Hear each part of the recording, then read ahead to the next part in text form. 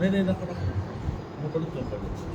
دریا پہ شور ہے کہ علمدار مر گیا، دریا پہ شور ہے کہ علمدار مر گیا، ٹوٹی کمر حسین کی غم خار مر گیا، دریا پہ شور ہے کہ علمدار مر گیا، کہتی تھی فوج شام یہ خوش ہو کہ نہر پر، کہتی تھی فوج شام یہ خوش ہو کہ نہر پر، اب کیا لڑیں گے فوج کا سردار مر گیا، دریا پہ شور ہے کہ علمدار مر گیا، تھی جس سے فوج شام ہراساں وہ ہائے ہائے، تھی جس سے فوج شام ہراساں وہ ہائے ہائے، بازو کٹا کے ریتی پہ غم خار مر گیا، دریا پہ شور ہے کہ علمدار مر گیا، صدقے ہوئے حسین پہ عباس باوفا، صدقے ہوئے حسین پہ عباس باوفا، لڑ پھڑ کے مثل جعفر تیار مر گیا، دریا پہ شور ہے کہ علمدار مر گیا، پرساد بھائی کا بے کس حسین کو، پرساد بھائی کا بے کس حسین کو، عباس ابن حیدر کرار مر گیا، دریا پہ شور ہے کہ علمدار مر گیا، ایک شور ہے کہ لوٹ لو بے کس حسین کو، ایک شور ہے کہ لوٹ لو بے کس حسین کو، اب کس کا ڈر ہے فوج کا سردار مر گیا، دریا پہ شور ہے کہ علمدار مر گیا، ٹوٹی کمر حسین کی غم خار مر گیا، ہاں جب اذن پانی لانے کا عباس کو ملا، بچوں کو جمع کر کے سکینہ نے کہا، جاتا ہے اب فرات پہ دیکھو میرے چچا، کچھ دیر اور صبر کرو تم پہ میں فدا، پانی کی میں سبیل یہاں پر لگاؤں گی، اصغر کو سب سے پہلے میں پانی پلاؤں گی، پیاسا ہے 3 روز سے معصوم بے خطا، پانی کا ایک قطرہ بھی اس کو نہیں ملا، کربلا کی دھوپ ہے اور گرم ہے ہوا، سوکھا ہوا ہے پیاس سے بے شیر کا گلا، لب نہیں کروں گی ان کے تو وہ مسکرائیں گے، پہلے دونوں کے ہاتھوں کو گودی میں آئیں گے، ناگہاں ایک وار کمنگا سے ہوا، شانہ جری اگا ہو کے جدا جسم سے گرا، کچھ دور اور آ گئے، بڑے تھے کہ تیگے ستم سے دوسرا شانہ بھی کٹ گیا، دانتوں سے مشک تھام کے عباس رہ گئے، دریا لہو کے جس میں دریا لہو کے جس میں مبارک سے بہ گئے.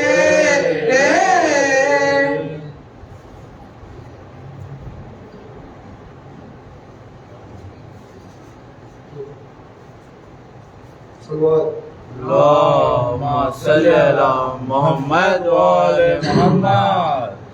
عباس کا میدان میں گھوڑے سے اترنا، عباس کا میدان میں گھوڑے سے اترنا، شبیر سے پوچھو کبھی، زینب سے خبر لو. شبیر سے پوچھو کبھی، زینب سے خبر لو. ارے شبیر کو غازی کی سنائی جو سنائی، ارے شبیر کو غازی کی سنائی جو سنائی. بے چین ہوئے دوست میں ڈھونڈے کی ابائی، بے چین ہوئے دوست میں ڈھونڈے کے بھائی. عباس کا میدان میں گھوڑے سے اترنا، اور سجاد پہ ظالم کے تماچوں کی وہ بارش، ارے سجاد پہ ظالم کے تماچے کی وہ بارش، معصوم سکینہ پہ تماچے کی وہ بارش، معصوم سکینہ پہ تماچوں کی وہ بارش.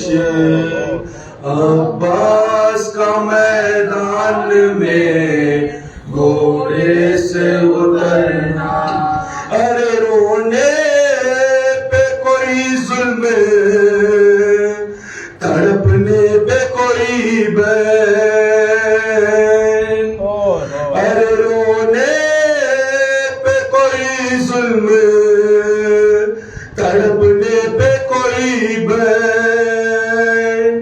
ہاتھوں میں رسن خون میں تھر جسم کھلے سر، ہاتھوں میں رسن خون میں تھر جسم کھلے سر.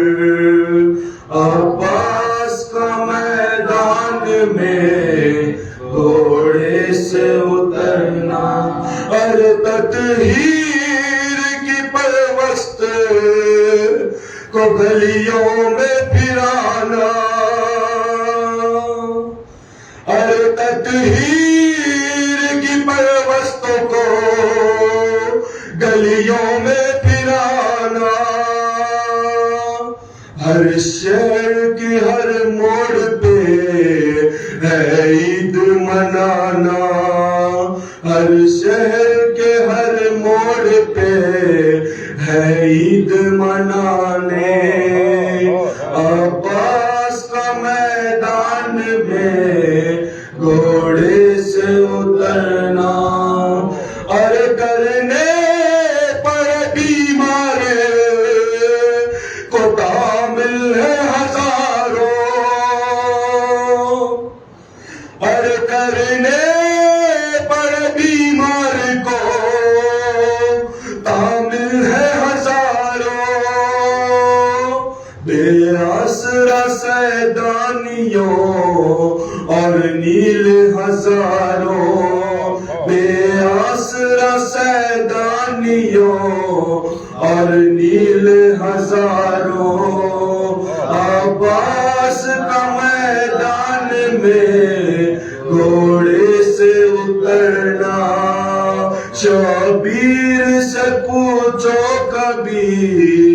زینب سے خبر لو ہائے ہائے جب کٹ گئے دریا پہ علمدار کے بازو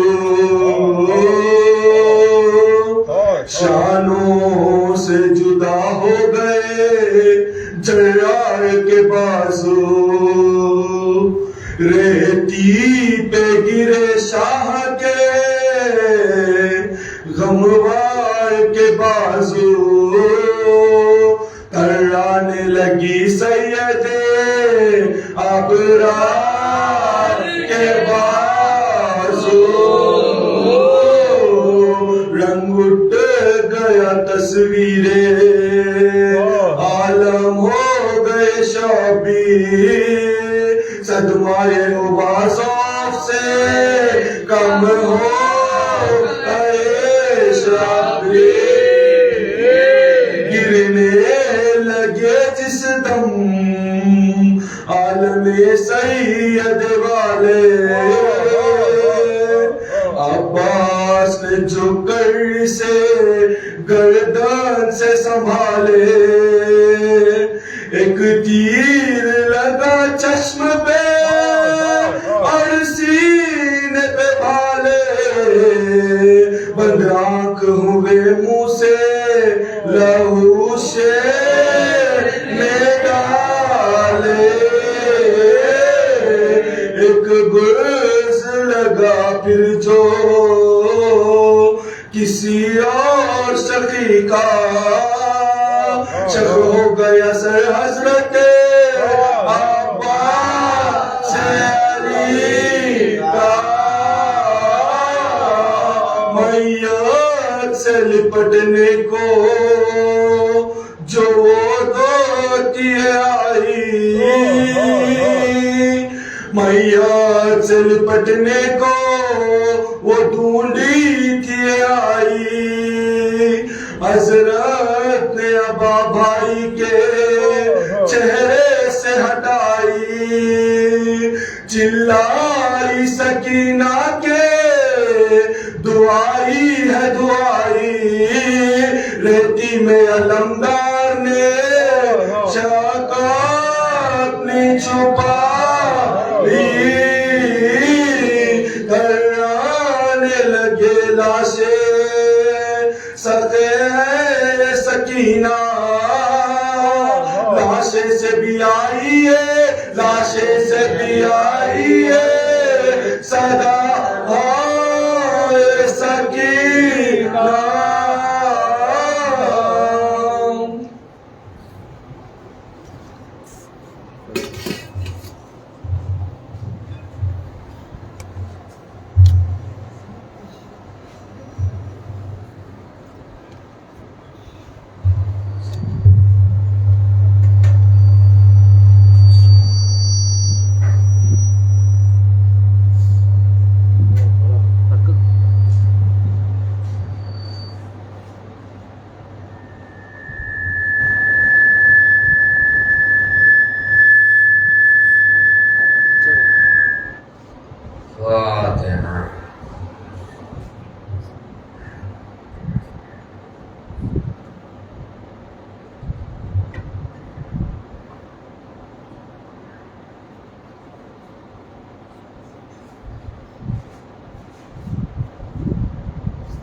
أعوذ بالله السميع العليم من الشيطان الرجيم بسم الله الرحمن الرحيم الحمد لله رب العالمين والصلاة والسلام على سيد الأنبياء والمرسلين وخاتم النبيين سيدنا ونبينا وشفيعنا اللهم صل على محمد وآل محمد الطيبين الطاهرين المعصومين ولعنة الله على أعدائهم أجمعين أما بعد فقد قال الله سبحانه وتعالى في كتابه المبين وهو أصدق الصادقين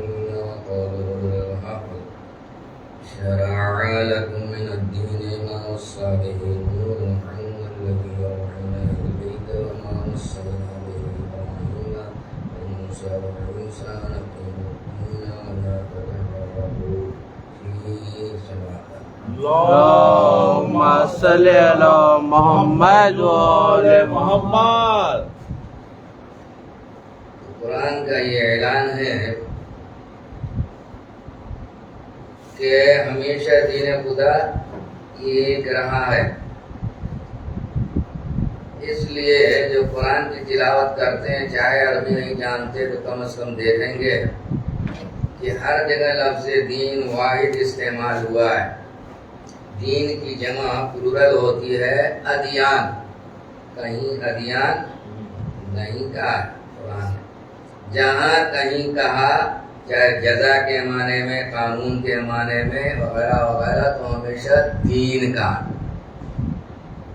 اور یہاں بھی کہا شرع لکم الدین، کہ تمہارے لیے دین کی وہی باتیں مقرر کی ہیں جس کا حکم ہم نے نوح کو دیا تھا اور اے محمد صلی اللہ اللهم صل على محمد وآل آپ کا ذریعے وہی اسی دین کا نزول تم پر کیا جا رہا ہے، اور اسی کا حکم ابراہیم کو، موسیٰ کو، عیسیٰ کو دیا تھا.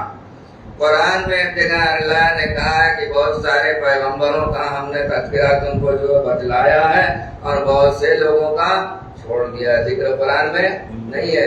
میں نے بتلایا کہ اس لیے بھی کہ اولین مخاطب تھے کون؟ اہل کتاب ادھر تھے، یعنی اپنے کو یہودی یا عیسائی ابھی کہنے لگے تھے، اور ادھر جو ہے مشرکین مکہ سے بنے تمام مشرکین جو مشرک ہو گئے تھے جناب اسماعیل علیہ السلام کی نسل. تو چونکہ انبیاء زیادہ تر آئے ہیں بنی اسرائیل میں، یعنی جناب یعقوب علیہ السلام کی اولاد میں، لہذا جو ہے ان کا تذکرہ کیا، یعنی جناب ابراہیم علیہ السلام ان کے ملک سے اعلیٰ ہیں. تو یہ بتلایا کہ دیکھو جو جناب ابراہیم پر جو دین نازل کیا گیا تھا موسیٰ پر، وہی یہاں نازل کیا جا رہا ہے، کوئی الگ سے نیا دین نہیں ہے. یہ میں بتلا چکا ہوں کہ بھائی اگر ہم سوچیں کہ بھائی اختلاف تو کہا، اصل دین کا اختلاف نہیں ہے، اور اختلاف کا ہونا ضروری تھا. کیونکہ اب یوں سنیے کہ جناب آدم علیہ السلام سے لے کر نوح علیہ السلام تک، چاہے اوصیاء کہیے، نبی کہیے، جو جناب آدم علیہ السلام نے بتلایا تھا وہی بتلا رہے ہیں. جو بھی ان کی عبادت کا طریقہ تھا وہی وہ بتلاتے رہے ہیں. ہماری کتابوں کے لحاظ سے جناب نوح علیہ السلام پہلے وہ پیغمبر ہے جن پر اب جناب آدم علیہ السلام کے بعد نئی شریعت نازل ہوئی. تو آپ سوچئے کہ ہمیشہ پروردگار عالم ذہن انسانی کی استعداد اور صلاحیت دیکھ رہا ہے کہ ان کی استعداد یعنی لیاقت، کیپیسٹی، ان کے سوچنے سمجھنے کی کیا ہے. اس حیثیت سے شریعت یعنی قانون اور احکام نازل کیے. اصل دین میں کوئی تبدیلی نہیں تھی، کلم کھلا قرآن نے ہر جگہ بیان کیا. کہا کہ بھائی دیکھو ہر قوم کے لیے، ہر گروہ کے لیے ایک شریعت اور منہاج یعنی راہ عمل تھی.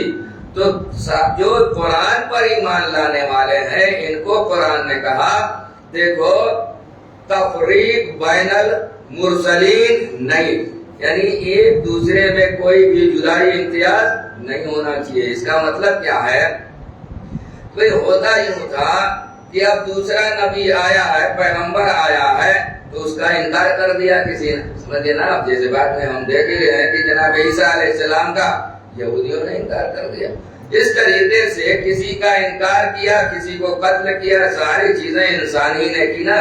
تو شریعت کے اختلاف پر تم ہرگز مت جانا، اور کسی کو بھی یہ نہ کہنا کہ تمہارے یہاں سچائی نہیں آئی ہے، جو ہے چیک کر کے سنیں گے. تو میں یہاں کہتا رہا کہ ہمارے یہاں یہ بتلایا گیا کہ توریت بالکل جو ہے تحریف ہو گئی، یعنی کچھ بھی تاریخ باقی نہیں رہا. انجیل ایک دم بدل گئی، کچھ بھی اس میں نہیں رہا. تو بلا ڈر اور خوف کے دوسری جگہ بھی آواز جا رہے ہیں. میں اس بات کو پوچھنا چاہتا ہوں اور یہ بتلا چکا آپ کو کہ بھائی فرق ہوا کیا ہے. ہم نے قرآن کے متن کو الگ رکھا ہے، قرآن الگ ہے، جیسے تھا ویسی آج تک لکھا جاتا. تفسیر فٹ نوٹ سب الگ ہے، حدیث الگ ہے. لیکن جب توریت اور انجیل کی بات آئی تو ہیبرو زبان میں تھی. اب وہ زبان ہی بدل گئی، اور صرف زبان نہیں، ایک دوسرے جو ہے دوسرے پہ حملہ کرتے تھے. کیا حملہ کرتے تھے؟ تو بھائی ان کی جو یہ وراثتیں جو علمی تھیں ان کو بھی جلا دیتے تھے. وہ دفن بھی کرتے تھے، حفاظت بھی کرتے تھے، ساری چیزیں تھیں. ذرا سے بات پڑے محمد والے محمد. اس لیے کہ مسلمانوں سے میں پوچھوں کہ بھائی تم جب قرآن پہ ایمان لائے تو قرآن سے عشق ہے نا تمہارا، تم جو اس کی حفاظت کر رہے ہو نا، ویسے قرآن کی آیت ہے اِنَّا نَحْنُ لَهُ الذِّكْرَ وَإِنَّا لَهُ لَحَافِظُونَ. اِنَّا نَحْنُ نَزَّلْنَا الذِّكْرَ وَإِنَّا لَهُ لَحَافِظُونَ. ہم نے جو ہے یہ ذکر یعنی قرآن نازل کیا ہے اور ہم اس کی حفاظت کے ذمہ دار ہیں. اب مسلمان جو ہے بیٹھ جاؤ بھائی، تم کو کچھ کرنے کی ضرورت کیا ہے؟ اللہ نے قرآن نازل کیا ہے، وہ حفاظت ہے نا. آپ کیوں کر رہے ہیں؟ آپ پریشان مت ہوئیے. آپ کیوں لکھ رہے ہیں؟ آپ کیوں تفسیر کر رہے ہیں؟ ارے بھیا میں جاؤں جان بوجھ کر قرآن کی آیتیں غلط لکھوں بالارادہ تو کیا اللہ آ کے ہاتھ پکڑ لے گا میرا؟ اب کیا فوراً مجھ کو سزا دے گا؟ ایسا کچھ نہیں ہے. تو ہم نے الگ لکھا ہے کہ جیسے ہم کو عشق تھا نا کہ ہم اس کتاب کی حفاظت کریں، اور حفاظت کا جو سبب اللہ نے پیدا کیا، یعنی دہنے رسالت مآب سے نکلا قرآن تو آپ نے لکھوایا، اور اس کے بعد یہ لکھا جاتا رہا. پھر دورے پریس آ گیا، اب تو اور آسانی ہو گئی حفاظت کے لیے علمی ورثہ کی. اور آج آپ جو ہے اپنے موبائل ہی میں لے کر کے ہر جگہ قرآن گھومیے، یعنی انٹرنیٹ پہ ہے. تو یہ حفاظت کی ذمہ داری ہے. اور پھر لاکھوں لوگوں نے یاد کیا. جب توریت انجیل کی زبانیں بدل گئی ہیں تو جن کو یاد تھی انہوں نے لکھا، اس میں تفسیر بھی لکھا، یقیناً خرافات بھی ہے، سب کچھ بھی ہے اس میں. میں ماننے کے لیے تیار. آج میں نے جو توریت دیکھا نہیں، انجیل دیکھا نہیں، میرے سامنے تو قرآن ہے، قرآن کا میں ترجمہ دیکھ لیتا ہوں. اگر پورا کا پورا بدل گیا تو پھر اللہ ان سے کیوں کہتا ہے؟ یہودی عیسائیوں سے قرآن یہ دے رہا ہے تصور ان کو، دیکھو میں کوئی نئی بات لے کر کے نہیں آیا ہوں. تم توریت پہ عمل کرنا شروع کر دو اور تم انجیل پہ عمل کرنا شروع کر دو. ابھی معلوم ہو جائے گا جو توریت نے بتلایا ہے وہی میں بھی بتلا، جو انجیل نے بتایا ہے وہی میں بھی بتلا. میں کوئی نئی چیز نہیں بتلا رہا. اب لکھنے تک کی بات آئیے تو مجھے تو لگتا ہے کہ ان کے ہاں بھی عشق تھا، وہ لکھتے تھے، زبان بدلی، سب کچھ ہوا ہے جناب عالی. اب پوچھیں گے کیسے سمجھا تم نے کہ کتاب لکھتے تھے؟ تو تاریخ وارخ تو نہیں جانتا، میرے سامنے تو قرآن ہے. آپ حضرات جگ رہے تو میں بتلا دوں کہ ادھر جو ہے ایک جگہ تذکرہ ملتا ہے جناب مریم سلام اللہ علیہا کی مادر گرامی کے لیے کہ انہوں نے نظر کر لیا تھا پروردگارا ما فی بطنی محررن، پروردگارا یہ جو میرے بطن میں ہے نا بچہ، میں اس کو تیری راہ میں آزاد کروں گی، یعنی تیری خدمت یہ صرف کرے گا. اب پورا واقعہ بیان کیا. نظر تو مان لی انہوں نے، لیکن جب ولادت ہوئی ہے تو دیکھا جو ہے یہ تو بیٹی ہے. تو کہا پروردگارا میں تو بیٹی جن دی، یعنی بیٹی پیدا ہوئی. بیٹی بیٹے جیسا تو ہوتا نہیں. اب یہ بیت المقدس میں جا کر وہاں سب مرد رہتے ہیں تو یہ کیسے کام کرے گی؟ لیکن نظر تو ہو گئی ہے نا بھائی. نظر ہو چکی تو یہ لے دے کر کے آئی ہے. جب بھی لے کر کے آئی کہ بھائی میں نے یہ نظر کیا تھا، تو اب وہاں جو بھی انبیاء کہیے، علماء کہیے، جناب زکریا علیہ السلام اور بھی دوسرے تھے، تو وہ ان لوگوں میں ہر ایک میں یہ جھگڑا ہونا ہو گیا کہ میں لوں گا، میں کفالت کروں. سمجھ رہے ہیں نا آپ پورا؟ کہاں سے میں یہ سمجھا کہ یہ بھی لکھتے تھے؟ کیونکہ یہاں بتلایا کہ یہ فیصلہ کیسے ہوگا. جب تو سبھی کا ہے نا، نہیں میں جناب زکریا کا نہیں میں رشتے دار ہوں لہذا میں مستحق ہوں. نہیں بھیا ایسے نہیں ہوگا. فیصلہ کیسے ہوگا؟ قرآن نازل کی جائے. جو قرآن نازل کی جائے، قرآن ڈالا جائے، تو کیسے قرآن ڈالا جائے؟ بھیا دیکھیے ہماری کتاب میں ہے یہ بات، اسی لیے کہا کہ وہ بھی لکھتے تھے. چلو بھائی یہ جس قلم سے ہم تورات لکھتے ہیں نا، یہ لوہے کے قلم، اب وہ نقدی تھی یا حوض تھا جو بھی، ہم پانی میں ڈالیں تو لوہا اگر پانی میں ڈالا جائے تو کیا ہوگا؟ نیچے بیٹھ جائے گا. تو جس کا قلم اوپر رہ جائے گا، یعنی لوہا ہوتے ہوئے بھی جس کا قلم اوپر رہ جائے گا اس کی کفالت میں جائیں گے. سب نے ڈالا، جناب زکریا علیہ السلام کا جو قلم اوپر رہ گیا. بھائی ادھر بیان نہیں کرنے جا رہا، بھائی یہ سمجھانا چاہ رہا ہوں کہ میں نے یہ سمجھا ہے کہ یہ بھی توریت اپنی محترم کتاب سے اتنا ہی عشق رکھتے تھے جتنا ہم قرآن سے رکھتے ہیں. لہذا وہ بھی لکھتے تھے، لکھ کر کے دوسری جگہوں پہ تو دیتے ہوں گے جو تلاوت کرنے والے ہوں. جب زبان بدلی ہے اس میں خرافات بھی آئی ہیں، انبیاء پہ الزام بھی ہیں، سب بھی ہیں. لیکن قرآن کیوں کہہ رہا ہے کہ مصدقا لما معکم؟ کہیں کہا کہ قرآن تصدیق کرتا ہے اس کتاب کی جو تمہارے پاس ہے. کہیں کہا مصدقا لما معہم، جو ان کے پاس ہے. آپ یہ مت سمجھیے، پہلے بھی میں کہہ چکا ہوں کہ کوئی یہ نہ کہے کہ اس توریت کی اور اس انجیل کی تصدیق کی ہے قرآن نے، جو کہ جناب موسیٰ علیہ السلام کو ملی تھی، جناب عیسیٰ علیہ السلام کو ملی تھی. نہیں جناب علی، اپنے دور کے مخاطبین یہودی اور عیسائیوں سے کہہ رہا تھا کہ جو تمہارے پاس اب بھی ہے، سمجھ رہے ہیں یہ جوان، جو اب بھی ہے کتاب نہ تمہارے پاس، اس کی تصدیق کر رہا ہے قرآن. اور ہم کو بھی حکم دیا کہ جو اس وقت تھی تو تم اسی کی تصدیق کرو. بار بار قرآن نے کہا. تو اب بتائیے بھلا میں اللہ کی بات مانوں یا لوگوں کی بات مانوں؟ اس کے بعد پڑھ کر کے آپ آئیے. میں یہ کہتا رہا ہوں کہ اصول دین، فروع دین پورے کے پورے ختم نہیں ہوئے تھے، ان کتابوں میں موجود تھے. اس کے لیے میں آپ حضرات کو ادھر لے جاؤں گا. ساری باتیں عرض کر رہا ہوں، ذرا سلوات پڑھیں محمد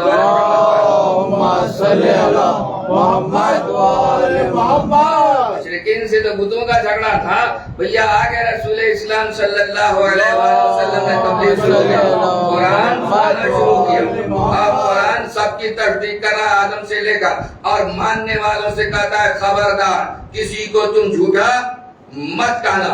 اگر ان سے کچھ کہا جا رہا ہے کہ بھائی اچھا تم نہیں مان رہے ہو نا، قرآن کو نہیں مان رہے ہو، تو ایک کام کرو، تم اپنی کتابوں پہ عمل کرو. معاشرے میں ہنگامہ نہیں ہونا چاہیے. اگر قرآن مان لیتے ہو تو تمہیں ڈبل ثواب ملے گا. یاد رکھیے ایک جگہ قرآن کی آیت ہے کہ جہاں ان کے علماء یا یہودی ہوں یا عیسائی، اللہ نے ان کی مذمت اور برائی بیان کی ہے، مگر ایک جگہ کہہ رہا ہے کہ تمام اہل کتاب برے نہیں ہیں. ان میں کچھ ایسے ہیں جو رات کو آیات الہیہ کی تلاوت کرتے ہیں اور سجدے میں گر پڑتے ہیں. سوال یہ ہے کہ کون سی آیات الہیہ کی تلاوت کر رہے تھے؟ یہ توریت کی یا انجیل مانا جائے اسی کو؟ تو آپ یہ نہیں کر سکتے کہ وہ زمین و آسمان دیکھتے تھے اور اللہ کی قدرت دیکھ کر کے سجدے میں گر پڑتے تھے. سمجھ رہے ہیں؟ یقیناً وہ توریت کی جو بدلی ہوئی ہے اسی کی تلاوت کر رہے تھے اور سجدے میں گر پڑتے تھے، ان کی تعریف کیا. یہ نیکیوں کا حکم دیتے ہیں، برائیوں سے روکتے ہیں، ہر نیک میں عمل میں سبقت کرتے ہیں، بڑھ چڑھ کر کے یہ حصہ لیتے ہیں. تو آئیے میں یہ بتلانا چاہ رہا ہوں کہ بھائی میں قرآن سے دیکھ رہا ہوں کہ اس وقت بھی اس میں اصول اور فروع دین کی اصل باتیں موجود تھیں اور وہ تلاوت کیا کرتے تھے، پھر سجدہ خدا کرتے تھے. اللہ نے تعریف کی ہے، ان کو متقی کہا ہے، ان کو جو یہ تلاوت کرنے والے تھے. اب اس کے بعد سمجھیے گا مرسل اعظم نے مکہ میں اعلان کر دیا، آہستہ آہستہ لوگ ایمان لانے لگے. اب جو ایمان لا رہے ہیں ان کو ستایا جا رہا ہے. سن 462 میں حارث ابن ابی حالہ کو پہلے قتل کیا گیا. اس کے بعد جناب عمار کے پدرے بزرگوار جناب یاسر کو قتل کیا، ان کی ماں کو قتل کیا گیا. کتنے جو ہے کنیزیں وغیرہ جو ایمان لائے تھے ان کو طرح طرح کی اذیت دی جا رہی تھی کہ رونگٹے کھڑے ہو جائیں. بلال حبشی کو گرم ریت پر لٹایا جاتا تھا، انگارے بھی رکھتے تھے اور لٹا کر کے اس پر پتھر بھی گرم سینے پہ رکھا جاتا. یہ ساری مصیبتیں سہی، مگر انہوں نے دین اسلام نہیں چھوڑا۔ اب کیا ہوا بھائی؟ رسول اسلام کیا کریں؟ جناب خدیجہ سلام اللہ علیہ کی دولت کہاں گئی؟ بھائی تاریخ تو خاموش ہے، بس اتنا ہی ملتا ہے کہ دولت خرچ کیا، دولت خرچ کیا۔ سمجھ رہے نا حضرات؟ دلچسپی ہے نا بھائی، کوئی بلڈنگ تو اپنی بنائی نہیں۔ تو یہ غلام کنیزیں جو ایمان لاتے تھے، ان کو خریدنے کی کوشش کی جاتی تھی اور خریدا جاتا تھا۔ اب جب یہ مصیبت زیادہ بڑھ گئی تو اللہ کے رسول نے حکم دے دیا کہ حبشہ کی طرف ہجرت کر جاؤ۔ ہجرت کا مطلب اپنا وطن چھوڑ دو، دین اسلام بچانے کے لیے۔ اب ہجرت کا ایک مفہوم یہ بھی ہے، چونکہ اس کے لغت کے حساب سے اس کے میننگ ہے کسی بھی چیز سے دوری اختیار کرنا۔ ایک آدمی کل گناہ چھوڑ کر نیکی کی طرف آتا ہے تو بھی کہا جائے گا کہ اس نے برائی سے نیکی کی طرف ہجرت کی۔ اور اگر کوئی ایسی الٹا کرے مطلب نیکی سے وہ برا بن جائے تو اس کو بھی کہا جا سکتا ہے کہ اس نے نیکی سے برائی کی طرف ہجرت کر لیا، نیکی سے دور ہو گیا ہے۔ کہا وطن چھوڑ دو، سب وطن چھوڑ دے رہے۔ پہلے ملتا ہے کہ 16 مرد و عورت کچھ تھے، وہ گئے۔ تو یہ جائیں گے، سب کے پاس پیسہ ہوگا؟ سوچیے ذرا، سب کے پاس پیسہ رہتا ہے؟ بوٹ سے جانا ہے، سمندری راستے سے جانا ہے۔ تو یہ نکل پڑے۔ جب قریش کو معلوم ہوا تو ان کا جو پیچھا کیا کہ ان کو ہم پلٹائیں، روکے، مگر وہاں پہنچنے تک بوٹ جا چکی تھی۔ آج کی زبان میں شپ روانہ ہو چکا تھا، یہ روک نہیں سکے۔ پھر اس کے بعد 86 مرد 16 عورتیں جا رہی، جس کے سالار قافلہ جناب جعفر ہیں، جن کو جعفر طیار بعد میں کہا جاتا ہے، اس لیے کہ جنگ موتا میں ان کے دونوں بازو قلم ہو گئے تھے، کٹ گئے تھے۔ لہذا مصلی اعظم نے کہا تھا مدینے میں ہوتے ہوئے کہ جعفر کے دونوں بازو قلم ہو چکے ہیں۔ پروردگار عالم نے ان کو 2 پر عطا کیے ہیں اور جنت میں فرشتوں کے ہمراہ وہ پرواز کر رہے ہیں۔ اس وقت سے جعفر طیار کہا جانے لگا، یعنی اڑنے والے۔ اس لیے عربی میں آج بھی ایروپلین کو طیارہ کہا جاتا ہے۔ تو میں یہاں سمجھانا چاہتا ہوں یہ کہ توریت و انجیل پوری کی پوری بدلی نہیں، چاہے ترجمہ تھا۔ جب یہاں پہنچ گئے حبشے میں تو یہاں سے پھر ایک وفد گیا جس میں عمرو ابن عاص ہے، یہ اس کا سردار ہے۔ یہاں سے تحفہ وغیرہ لے کر کے گئے کہ بادشاہ حبشہ سے ہم کہیں گے بھائی ان کو واپس کرو۔ کہے بھائی اور جو درباریوں کے لیے بھی تحفہ لے کر کے گئے تھے، گفٹ، تاکہ ان سے جو ہے ان کو وسیلہ بنا کر ہم بادشاہ کو بھی ذرا اکسائیں گے، یہ بادشاہ سے کہیں گے واپس کر دیں گے۔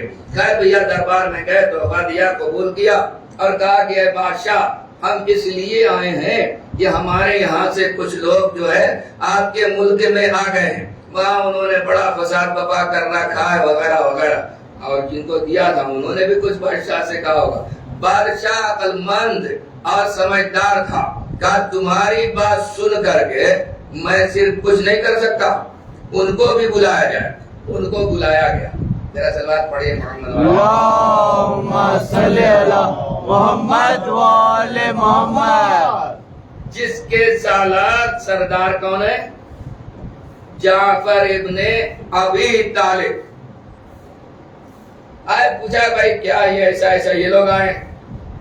تو یہ اٹھے، کہا اے بادشاہ پوچھئے ان سے کیا ہم ان کے غلام ہیں؟ وہ بھی ہے نا دوسرا فریق۔ بادشاہ پوچھ رہا بولو بھائی یہ تمہارے غلام ہیں جو بھاگ کر کے آئے؟ جواب دیا نہیں۔ پوچھئے ان سے ان کا قرضہ ہم لیے تھے لے کر کے بھاگ آئے ہیں تمہارے ملک میں اور نہیں دے رہے کہ یہاں آئے ہیں، کہا قرضدار بھی نہیں ہو۔ کیا تم میں سے کسی کو قتل کیا ہم نے؟ نہیں کیا۔ میں اس لیے بتلا رہا ہوں کہ ہمارے جوان ذرا یہ تاریخ بھی سن لے۔ ہو گیا بھائی، قتل بھی نہیں کیا، سب اقرار ان لوگوں نے کر لیا۔ تو اب کہہ رہے ہیں جناب جعفر کہ اے بادشاہ ہم جاہل تھے، مگر ماذا اللہ یہ مت سمجھیے گا جناب جعفر اپنے کو کریں، وہاں کی اجتماعی حالت بتلا رہے ہیں۔ ہم جہالت میں مبتلا تھے، اللہ کو چھوڑ کر ہم بتوں کی عبادت کرتے تھے، پڑوسیوں پہ ظلم کرتے تھے، لوگوں کا مال لوٹ لیتے تھے، شراب پیتے تھے، جوا کھیلتے تھے، اور بھی کوئی باہر کا آتا تھا اس کا مال لے لیتے تھے، اس کا کوئی محافظ نہیں تھا۔ تو ہم میں سے ہم اس کے خاندان کو جانتے ہیں، اس کی صداقت کو جانتے ہیں، بچپنے سے وہ ہمارے ہی درمیان رہا۔ اس نے یہ اعلان کیا کہ اللہ نے مجھے اپنا پیغمبر بنایا ہے اور مجھ پر یہ آیتیں نازل کی ہیں۔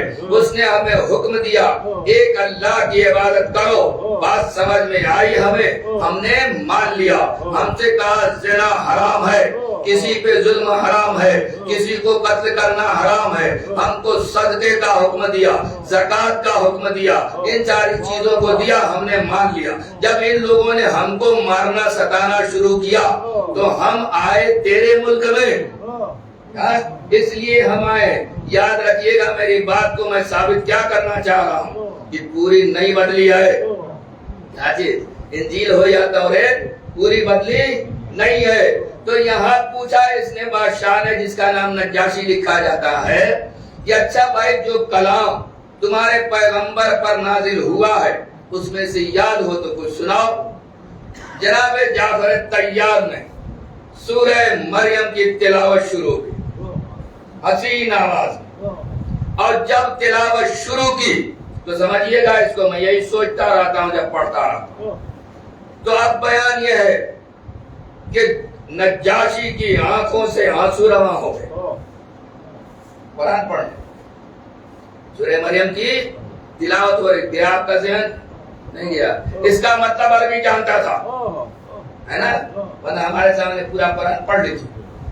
7واں جز اٹھائیے، سب سے پہلے آیت اس میں ہے اذا سمعوا ما انزل الى الرسول ترى اعینہم تفیض من الدمع۔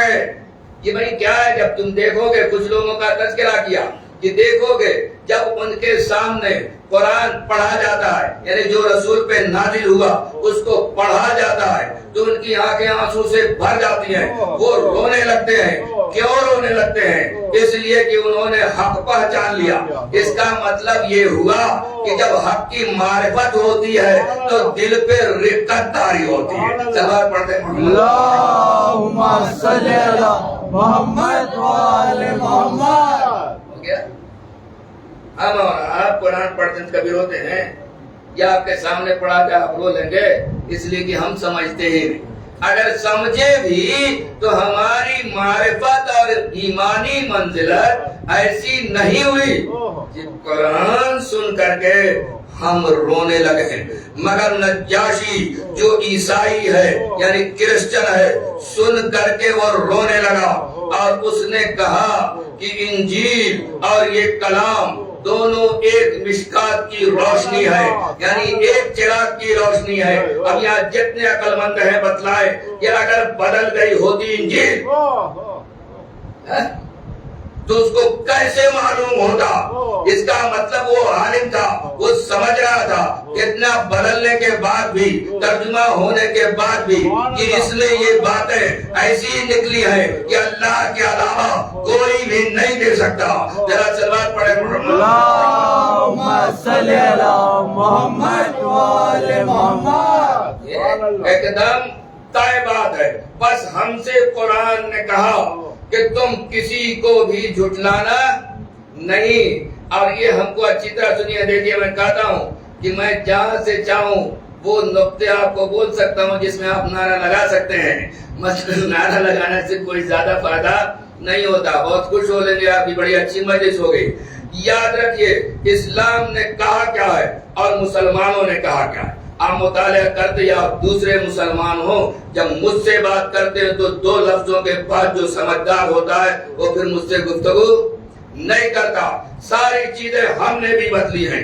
ہم کیسے کہہ رہے ہیں کہ بھائی پورا جو اسلام ہے، کہو کہ صرف کتاب میں ہے، کہاں ہے؟ کتاب میں ہم نے اپنے سماج میں پورا اسلام نہیں کیا. حافظ علی بہادر خان اہل سنت میں سے صحابیت نامی ایک کتاب لکھا ہے. ایک جگہ بڑا اچھا جملہ لکھا, اس جملے کو میں بتلا. کہتا حکومتیں ہوئی, اسلام 4 داغ عالم میں پھیلا, مگر وہ اسلام نہیں پھیلا جس کا جھنڈا محمد الرسول اللہ نے بلند کیا. پڑھ دے سلوات. اللہم صلی علی محمد و آل محمد. وہ بھی اہل سنت میں سے ہیں, اب حکم ہوں گے اللہ کو پیارے ہوں گے.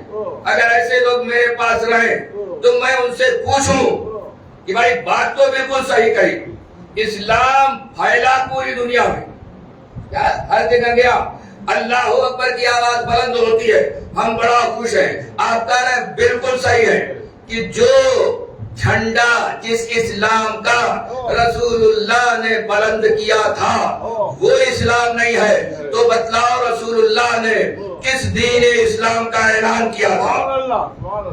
سوال تو ہوگا نا. اور اگر آپ کو بات سمجھ میں نہیں آتی کہ کس دین کا اعلان کیا تھا تو میں کہوں گا ان سے کہ آپ کو غدیر خم کے میدان میں جانا پڑے گا کہ جس دین کا اعلان اللہ کے رسول نے کیا تھا وہ نبوت کے بعد ولایت کا مسئلہ تھا. صلی اللہ محمد و آل محمد. بات ایک دن کی نہیں تھی, مسئلہ ایک دن کا نہیں تھا. ساری خرابیاں اسی لیے آئی ہیں کہ حکومت پر دوسرے بیٹھے, ان کو لکھنا پڑا.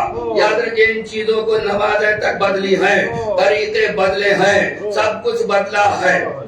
اس کے بعد لوگوں نے کیا ہے, صحیح لفظوں میں لکھا ہے کہ جب عثمان غنی صاحب جب یہ خلیفہ ہو گئے تو سفر میں بھی پوری نماز پڑھنے لگے.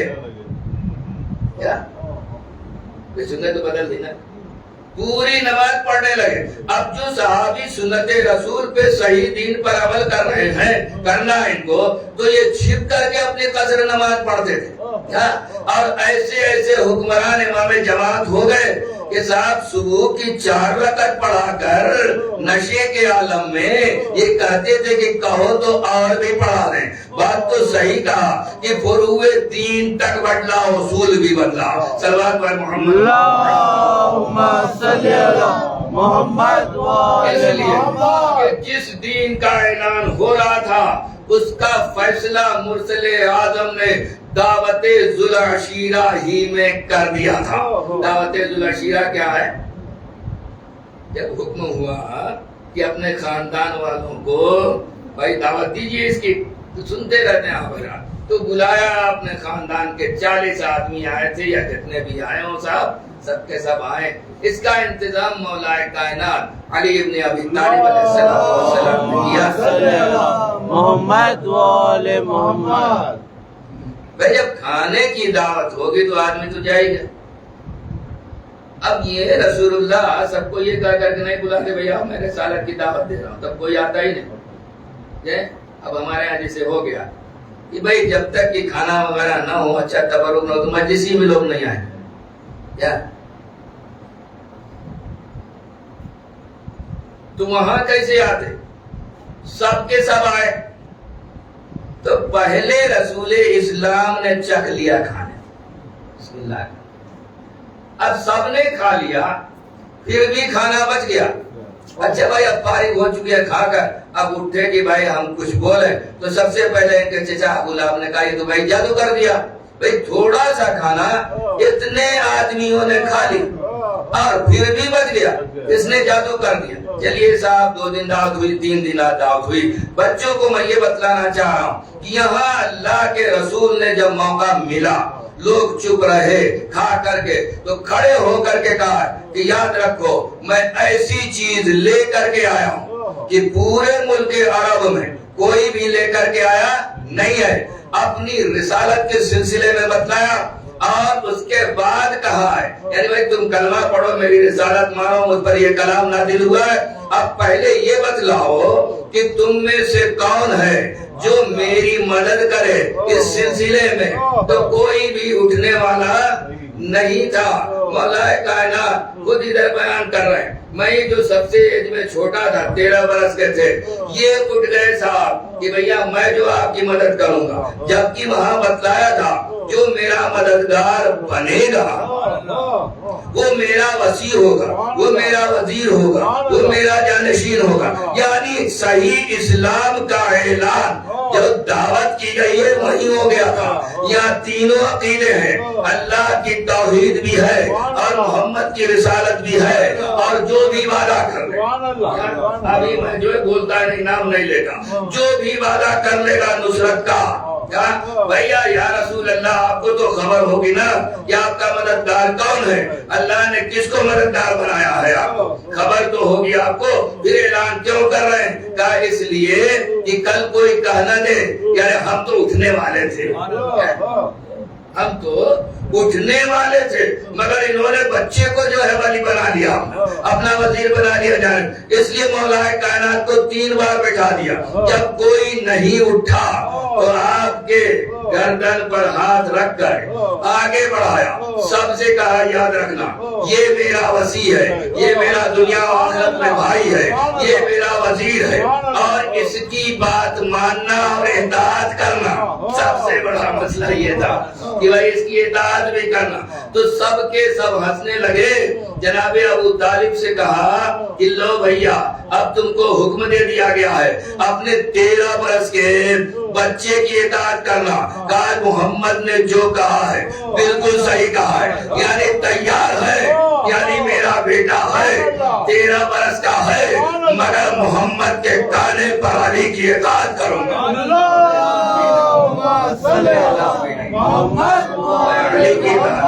اپنے بیٹے کی اطاعت کروں گا. تو یہ تھا اصل اسلام. کئی بار میں نے اپنے مسلمان دوستوں کو جو سمجھدار ہیں میں یہی کہتا رہا, اپنی حدیثیں دیکھو, پروردگار عالم کی طرف سے مرسل اعظم نے کہا ہے کہ بھیا میرے اس دین کی مدد کافر بھی کر سکتا ہے. مطلب کیا, یعنی اللہ اس سے مدد کروا سکتا ہے, فاسق سے بھی فاجر سے بھی. اس کا مطلب یہ نہیں ہوتا کہ وہ صحیح بے صحیح مومن ہو گیا. طرح سلوات پڑھے لوگ.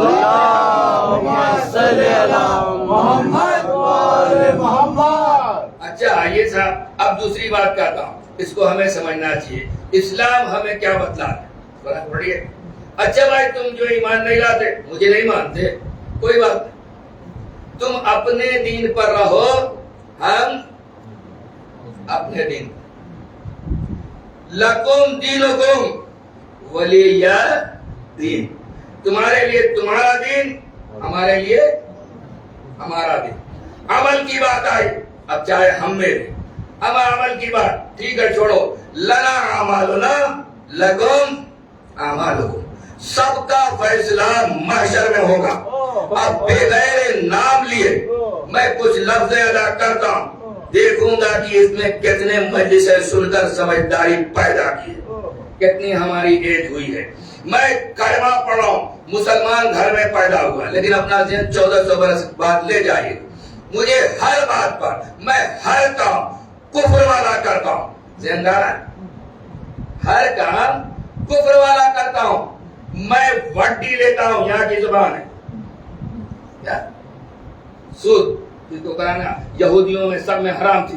قرآن نے تصحیح کیا ہے کہ تم نے جو یہ دین بنایا ہے یہ توریت میں نہیں ہے, یہ انجیل میں نہیں ہے. شراب وغیرہ سب حرام تھا, تو شراب میں پیتا ہوں, غصب میں کرتا ہوں, مظلوموں کو میں ستاتا ہوں, اور ساری جتنی بھی برائیاں ہیں کفر کی باتیں ہیں وہ سب میں کرتا ہوں. مسلمان کہتا ہے کہ بھئی یہ لا الہ الا اللہ کا ہے, جنت میں چلا جائے گا. لفظ دہراؤں, لفظ دہراتا ہوں, ساری گناہیں لے لیجئے. میں زناکار ہوں, میں شرابی ہوں, میں غاصب ہوں, میں چور ہوں, میں ڈاکے ہوں, پڑوسیوں کو ستانے والا ہوں, سب کر رہا ہوں. کہہ رہا مسلمان ہے جنت میں جائے گا.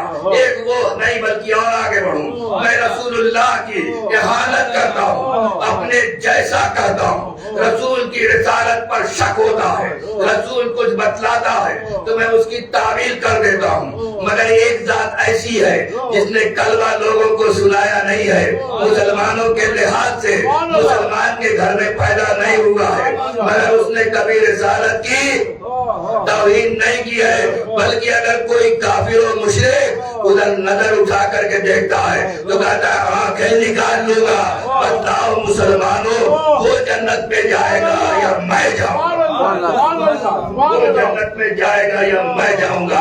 سمجھے، نام نہیں لیا تھا میں نے، جو کتابیں مسلمان اپنی پڑھ لے، صحیح بخاری صحیح مسلم جتنی ہے، کتنی منزلیں آئی ہیں، جہاں اصحاب کو رسالت میں شک ہو رہا ہے اور انہوں نے ساری چیزیں کی ہیں، رسول اللہ نے کہا تو اس کی تعبیر کی ہے، مگر ابو طالب کی ہستی وہ ہے جس نے لوگوں کو کلمہ نہیں سنایا ہے، مگر رسالت کا محافظ ہی نہیں ہے بلکہ مبلغ نبوت مرسل اعظم ہے۔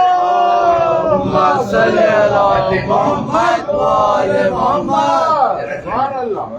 جنت میں جائیں، ہمیں ایک سے ایک بات ہے کہ کھوپڑی خراب ہو جائے، چاہے اپنا شیعہ لکھے یا کوئی بھی لکھے، کہتے ہیں حدیث لکھتے ہیں من قال لا الہ الا اللہ وجبت لہ الجنہ، جس نے لا الہ الا اللہ کہہ لیا بس صاحب وہ جنت میں چلا جائے گا، وہ جنت میں چلا جائے گا۔ کہتے ہیں ابو ہریرہ یہ اعلان کرنے نکلے، حضور نے فرمایا تھا اور اعلان کر رہے مدینے کی گلی میں کہ من قال لا الہ الا اللہ وجبت لہ الجنہ۔ یہی تو بنو امیہ نے نکالا، بنو امیہ نے یہی بتایا کہ جائے تم کچھ بھی کہو، تم نے لا الہ الا اللہ کہا ہے نا، بس سب ٹھیک ہے۔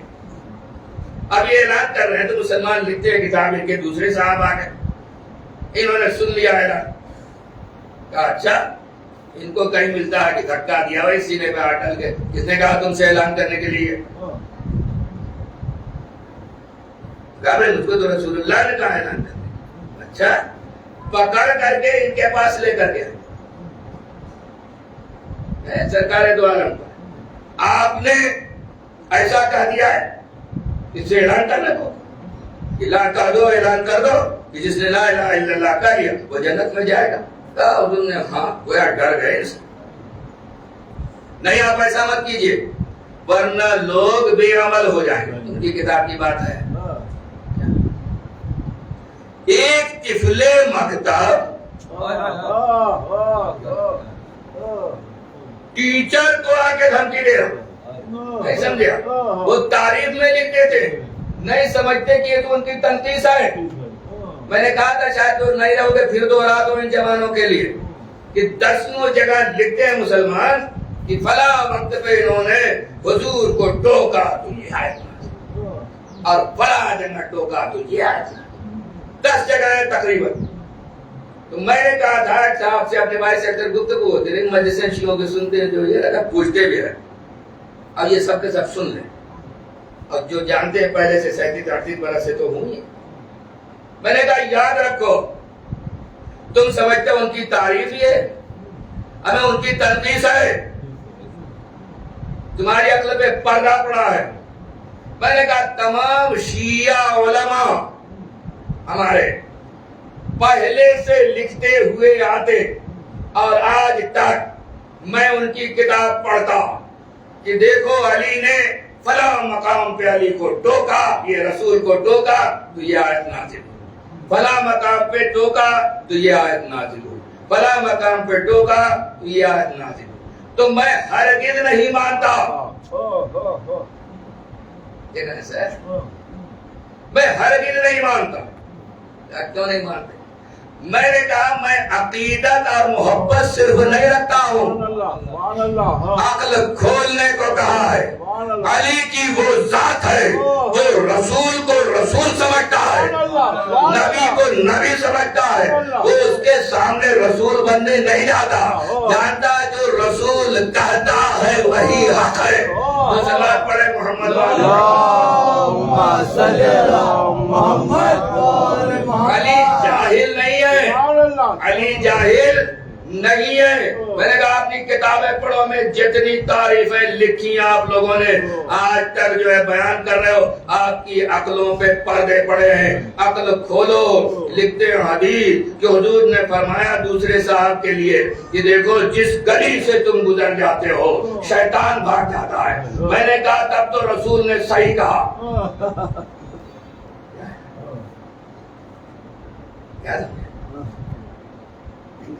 صحیح کہا, یہ بات میں معلوم ہے. اس لیے کہ جب میں خود ہی شیطان سے زیادہ لوگوں کو چال بازیاں بتلا سکتا ہوں تو شیطان کو یہاں رہنے کی ضرورت ہی کیا ہے. ذرا سوال پڑھے اللہم صلی علی محمد و آل محمد. تو ہرگز میں نہیں مانتا کیونکہ میرا مولا علی معاذ اللہ جاہل نہیں ہے. یہ تو وہاں تک پہنچا ہوا ہے روحانیت کے اعتبار سے جس کا اعلان ہے وَلَوْ كُشِفَ الْغِطَاءُ لَمَزْدَدْتُ يَقِينًا. اگر تمام حجابات ہٹا دیے جائیں تو بھی اب یقین میں اضافہ ہونے والا نہیں ہے. گویا آخری یقین کی منزل ختم ہو گئی اور اتنی منزل کہ جب پہلی وحی کا نزول ہوا ہے تو آپ ہمراہ تھے تو پوچھا یا رسول اللہ یہ میرے کانوں میں کسی کے چیخنے کی آواز آئی ہے. تو رسول نے کہا علی یہ ابلیس کی چیخ ہے کہ اب اپنی عبادت سے وہ مایوس ہو رہا ہے, اس کی چال نہیں چلے گی. تم تو اتنی بلندی تک پہنچے کہ جو میں سنتا ہوں وہ تم سنتے ہو, جو میں دیکھتا ہوں وہ تم دیکھتے ہو. اللہم صلی علی محمد و آل محمد. دیکھو صاحب عقیدتاً میں کوئی چیز نہیں مانتا, یہ بھی نہیں جہاں سوچنے سمجھنے کی بات آج میں نے پڑھے آگے نے کہا لہذا میں مان لوں, ہر ایک میں نہیں مانتا. اس لیے کہ اللہ نے بار بار کہا ہے قرآن کہ اپنی عقل سلیم کھولو. اس کو عربی میں تعقل اور تفکر کہا جاتا ہے. اب یہاں تاریخ تو بتلایا نا, جب کشمکش بہت زیادہ زمانے سے بنو امیہ اور بنی ہاشم. اب ہوا یوں کہ یہاں رسول ہو گئے, رسالت آ گئی. پہلے ہی سے ساری باتیں جو ہے بخاری شریف, مسلم شریف اور سنن ابن ماجہ بنا بنا سب میں ساری چیزیں موجود ہیں پہلے ہی سے. زیادہ پوری تاریخ تو میں پیش نہیں کر سکتا آپ کے ساتھ. پہلے ہی سے کتنے ہی وہ لوگ تھے کہ ہماری زبان میں ان کے سینے پہ سانپ لوٹنا, اس لیے کہ دعوت سے اسلام حکومت تک پہنچ گیا. انہوں نے پہلے ہی یہ طے کر رکھا تھا کہ نبوت اور حکومت الگ نہیں, ایک خاندان میں ہم رہنے نہیں دیں گے. اس کو اچھی طرح سمجھیے. پہلے سے باقاعدہ معاہدہ کیا گیا تھا, یعنی ایگریمنٹ کچھ لوگوں نے جا کر کے مکے اور لکھ کر کے رکھا تھا. ایک صاحب کے رکھا تھا جن کے پاس وہ پیپر رکھا تھا, ان کو امین الامت مسلمان کا. میں نے اپنے اس سمجھدار بھائی سب کچھ سن لیتا ہے. میں نے کہا جانتے ہو تم ان کو امین الامت کیوں کہا گیا؟ یہ جو لکھا تھا ان لوگوں نے, سب نے سگنیچر کی تھی, یاد کیا تھا ایک دوسرے کی بیعت کہ رسول کے انتقال کے بعد جو یہ بنا گیا ہے نا ان کو ولی, یعنی حضرت علی علیہ السلام, ہم رہنے نہیں دیں گے, ہم خلافت لے لیں. کر لیا, لے لی. اور اب ہمارے مقررین صاحب بیچارے جب غدیر خم کا واقعہ پڑھتے ہیں تو اس میں کہتے ہیں کہ حضور نے کہا تھا کہ ممبر بناؤ. سنا ہے نوے لوگوں نے, تو کہتے ہیں ہم یہاں ممبر کیسے بنائیں؟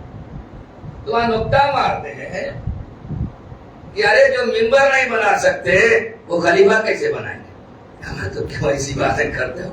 میرے جیسا آدمیوں سے انہوں نے تو بنا لیا، کیا بنا لیا نا خلیفہ.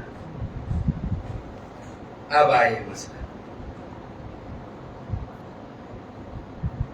تیسرے صاحب نے جو کیا، آج کے زمانے میں صاحب خوب کرپشن ہوا،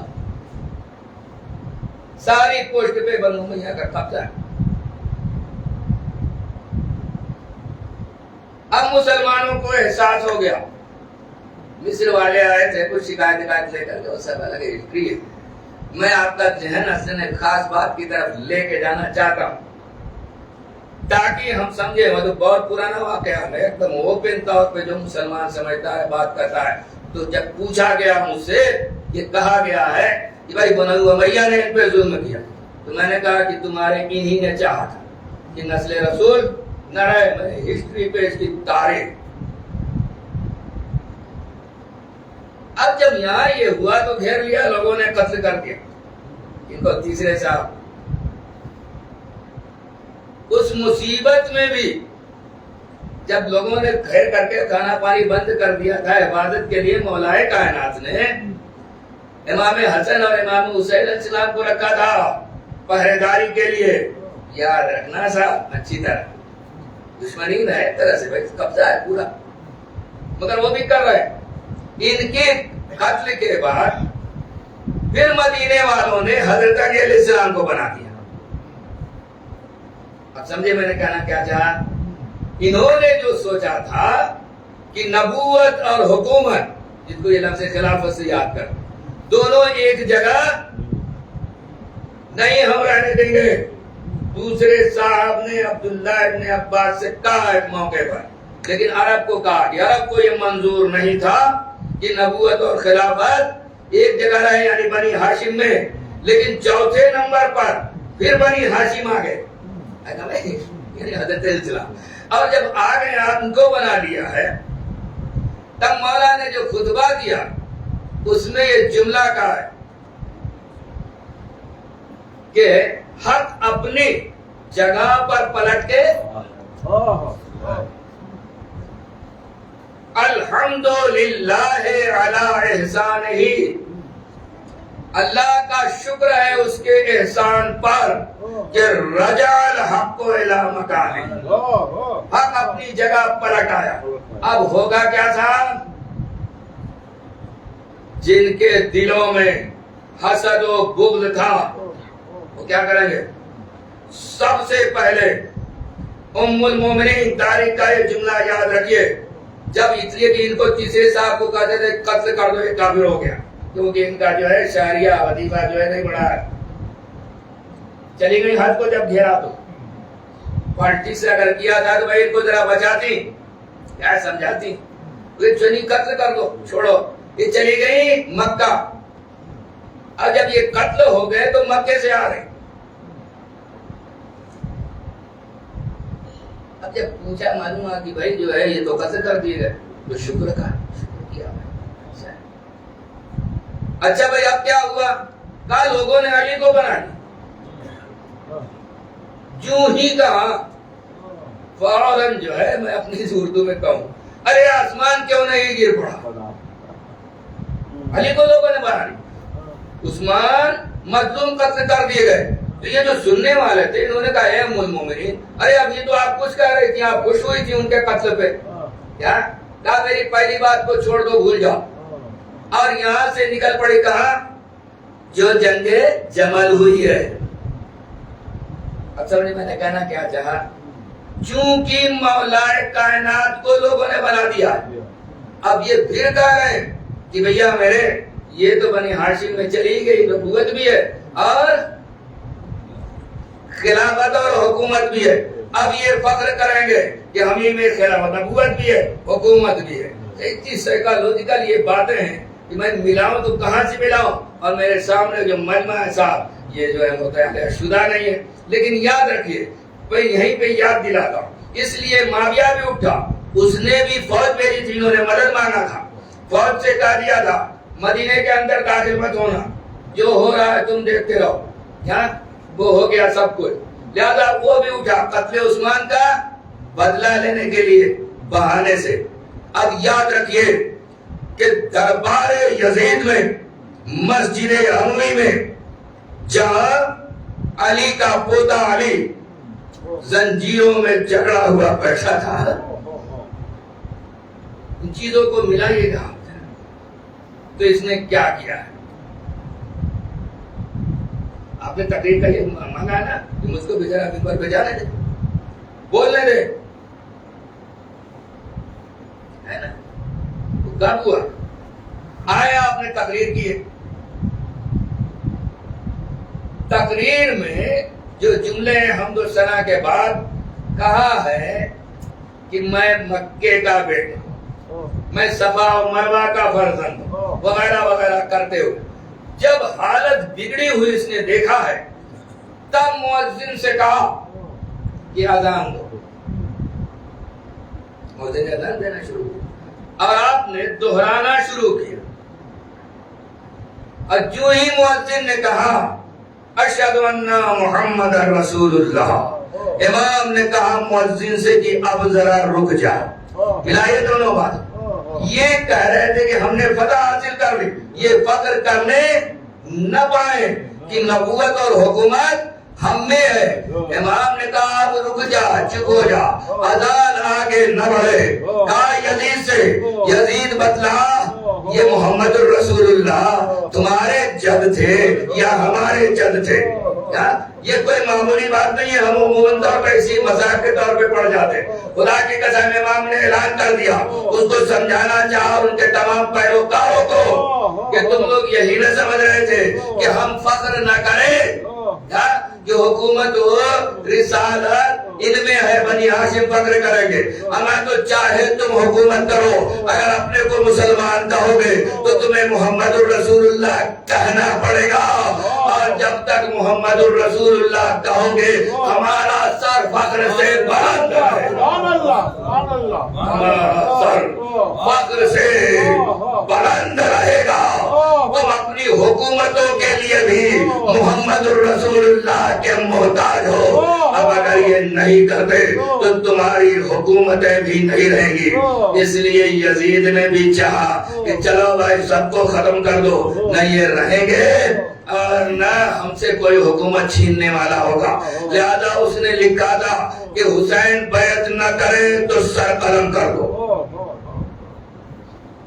امام حسین علیہ السلام نے ان بیعت کا انکار کر دیا، دوسرے لفظ میں ہم کہیں کہ چاہے سر جائے یزید کی بیعت نہیں ہوگی، امام نے وہاں عجیب جملہ کہا اور اپنی ذات کے لیے نہیں بلکہ کہا میرے جیسا یزید جیسوں کی کبھی بھی بیعت نہیں کر سکتا، حسین حسین ہے، امام نے کہا میرے جیسا، اب حسین جیسا کوئی نہیں ہو سکتا، لیکن شہید ان پر جو عمل کرے گا کسی کے کسی دور کے کسی یزید کی بیعت نہیں کر سکتا، امام کربلا میں لے کر کے آ گئے، بھوک و پیاس ہے، شہداء کے لاشیں پڑے ہیں، امام لاشیں لا رہے ایک کے اٹھا کر، زخمی بھی ہو رہے کہ وہ وقت آتا ہے کہ جب علم بردار لشکر حسینی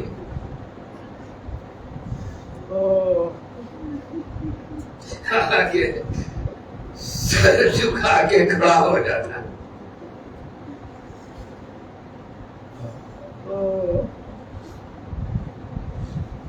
امام نے کہا بھئی آپ کچھ کہنا چاہتے ہو؟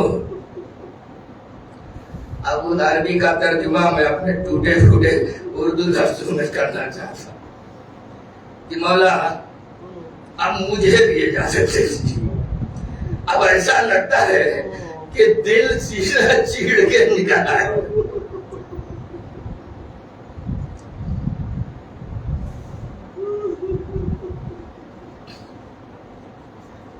امام نے کہا بھئی آپ تم تو لشکر کے علم بردار ہو نا، لشکر کے علم بردار، اب یہ میرا تصور ہے کتاب میں نہیں، تو جو لاشیں خیمے کے نزدیک آتے ہوں گے تو جناب عباس نے ان لاشوں کی طرف دیکھا ہوگا اور کہا ہوگا مولا اب وہ لشکر ہے کہاں جس کی عباس علم برداری ہے،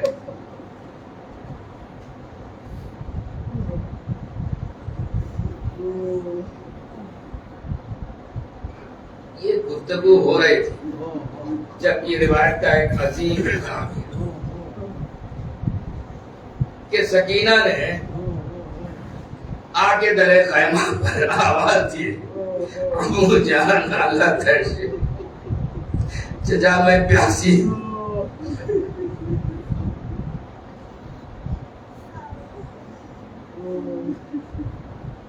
بالکل فطری بات ہے.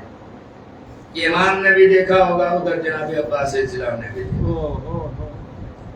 امام نے کہا بھیا عباس میں تم پر فدا، تم کچھ کرو ایسا، اگر ہو سکے تو بچوں کے لیے پانی کی سبھی کر دو، پانی کسی طرح لا دو.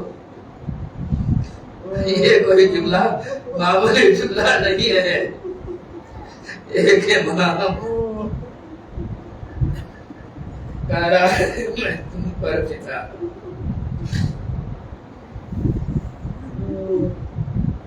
جناب عباس نے سر جھکایا اور آ گئے. سکینہ سے کہا بیٹی لاڈلی مشق لے کر کے آؤ. میں لے کر کے جاؤں گا، کوشش کرتا ہوں پانی لانے کی. تو بچوں کی ذرا سائیکولوجی آپ جانیے. بھوکی پیاسی سکینہ اب تیز قدموں سے چل رہی ہے، جلدی جلدی. اور یقیناً اگر بچے جو اور ہوں گے رو رہے ہوں گے پیاس سے تو ان سے کہتی ہوگی بچوں مت گھبراؤ نہیں، چچا نے مشق مانگا ہے.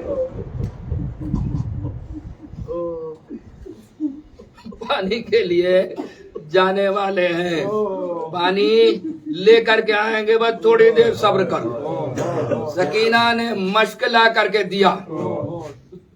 جناب عباس علیہ السلام نے اپنے نیزے پہ مشق کو باندھا لٹکایا اور لے کر کے چلے.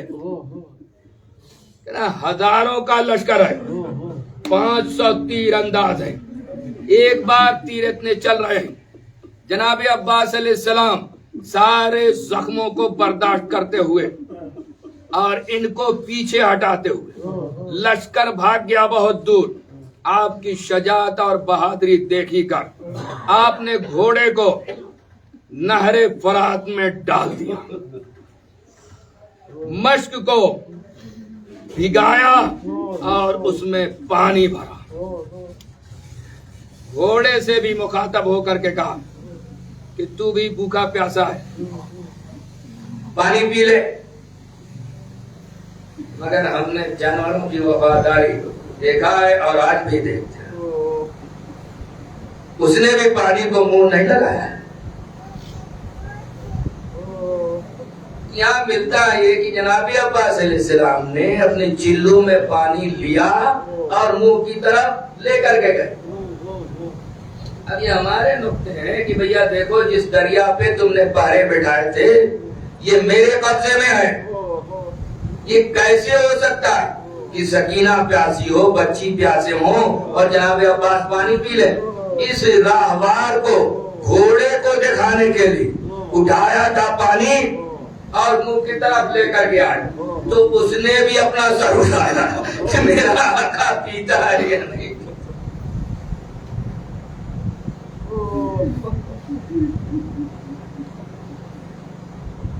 جب جناب عباس علیہ السلام نے جب اس کو دیکھا یہ تو مجھے کو دیکھ رہا ہے، اب یہ پانی میں پیوں گا کیسے؟ بچے وہاں کہاں سے آپ نے پانی پھینک دیا. اب گھوڑے نے کیا جو ہے وہ اپنے چاروں ہاتھ پاؤں چلانے لگا تاکہ ذرا پانی کے چھینٹے مجھ پر بھی اور میرے آقا پہ بھی پڑ جائے.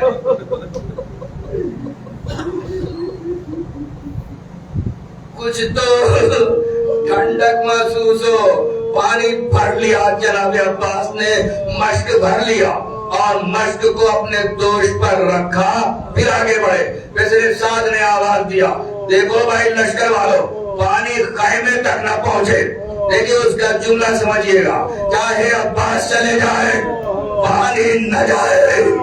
پانی نہ پہنچنے پائے. اب اتنے تیر برس رہے. جناب عباس علیہ السلام الحمدللہ کہتے ہوئے آگے بڑھتے جا رہے ہیں. راوہ سے کہہ رہے ہیں کہ چل تو, مجھے نہیں, کم از کم تو پانی کو پہنچا دے. آگے بڑھتے بڑھتے ایک لائن نے آپ کے دائیں ہاتھ پہ حملہ کر, ہاتھ کٹ کر کے گر پڑا. لیکن ہاتھ کی طرف آپ نے توجہ نہیں دی. بائیں ہاتھ میں علم لے لیا. مشق کو سہارا دینا, مشق کو اپنے دانت سے دبا لیا. بچے تصور کریں, اب گویا مشق ہے جناب عباس علیہ السلام کے سینے پر, اور ہم ہمس کرتے ہوئے آگے بڑھ رہے ہیں کہ بایاں بازو بھی قلم ہو گیا. عباس کا بایاں بازو بھی زمین پہ گرا تو ساتھ ساتھ علم بھی گر گیا.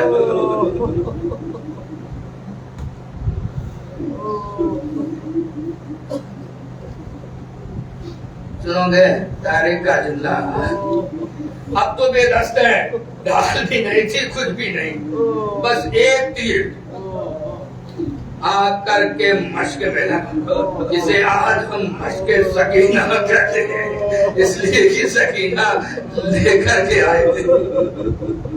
تو پانی بہنے لگا.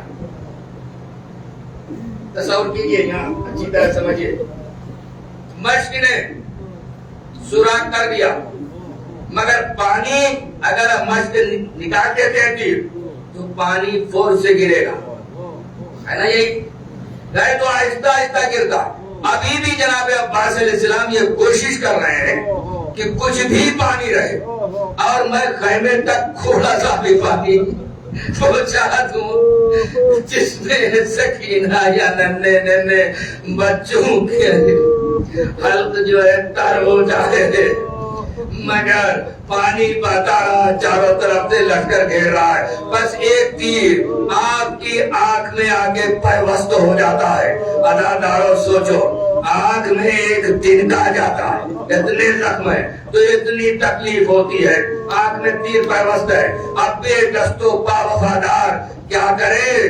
روایت کا فقرہ ہے کہ آپ نے اپنا سر نیچے کیا اور اپنی ران اور گھوڑے کے درمیان میں تیر کھر رکھا اور دبا کر کے اپنا سر اٹھایا. تیر نکل گیا, مگر تیر نکلتے ہی نکلتے عباس کے سر پہ گرز لگا. علی کا لال دشتے کربلا پر گر پڑا. آواز دی, مولا یہ امام تمام کرتا ہوں. امام آگے سر زانوں پہ رکھا, سر زانوں پر رکھا, زخموں کو صاف کر رہے ہیں, بوسا دے رہے ہیں کہ بھیا عباس, ارے کوئی تمنا ہو تو بتا دو. کہا کہ مولا میں نے سنا ہے کہ جب میں دنیا میں آیا تو میں نے سب سے پہلے آپ کا چہرہ دیکھا تھا. بس خواہش ہے کہ جاتے جاتے بھی آپ کے چہرے اقدس کی میں زیارت کر لوں. کہا بھیا عباس آنکھ کھولو اور میری زیارت کر لو. کہا مولا بے ادبی معاف, ایک آنکھ ضائع ہو چکی ہے. ایک آنکھ میں سر کا خون جمع ہے, کھولو تو نظر نہیں آتا. اگر ہاتھ ہوتے تو میں آپ کو یہ زحمت نہیں دیتا. امام نے آنکھ سے خون صاف کیا. جناب عباس نے چہرے امام کی زیارت کی, لبوں پہ مسکراہٹ آئی, روح قفص عنصری سے پرواز کر گئی. جوان بھائی کا لاشا امام کیسے اٹھائے؟ پہلے ہی کہا تھا کمر ٹوٹ گئی. عباس کے لاشے کو امام نہ اٹھا سکے, مگر بازوؤں کو لیا اپنی آغوش میں, ابا کا سایہ کیا, علم کو اٹھایا, لے کر کے چلے. اتنی بڑی مصیبت ہے. کبھی ٹھوکر کھا کر کے امام جھکتے تھے تو سکینہ تصور ہوتا ہے بچوں کو لے کر در خیمہ پر دیکھ رہی ہوگی, بچوں دیکھو وہ علم آ رہا ہے, بابا بھی گئے ہیں, اب چچا پانی لے لے کر کے آئیں گے، گھبراؤ نہیں، بس تھوڑی دیر صبر کر لو۔ اے عزادارو بتلاؤ جب امام آئے ہوں گے اور چچا نہیں آئے تو سکینہ کا عالم کیا ہوا ہوگا؟ امام سے کہا، سکینہ نے لپٹ کر، بابا چچا نہیں آئے، پانی نہیں آیا۔ ارے میری لاڈلی، نہیں تیرا چچا اب دنیا میں نہیں رہا، تیری مشق چھن گئی، پانی گر گیا، یہ لو تمہارے چچا عباس کے پاس۔ کیوں کہیں گے امام، کیوں کہیں گے؟ اب سمجھ میں بات آئی مجھے، امام بازو کیوں لے کر کے آئے؟ تاکہ سکینہ کو بتا سکے